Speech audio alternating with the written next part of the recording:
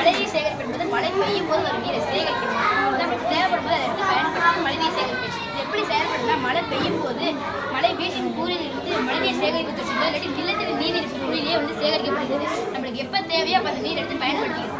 இதோட நன்மைகள் என்னன்னா, நிலத்தடி நீர் மட்டும் உயருது, கோடை காலத்தில் பயன்படுகிறது, சுற்றுச்சூழலாக பெரிதும் பாதுகாக்கப்படுகிறது. ஆப்பிரிக்காவில் கேப்டன் இடத்துல தண்ணியே இல்லையா, மழைக்காலம்லாம் வறண்டு போயிருக்கு. அதனால விலங்குகள்லாம் தண்ணி இல்லாமல் இறந்து போகுது.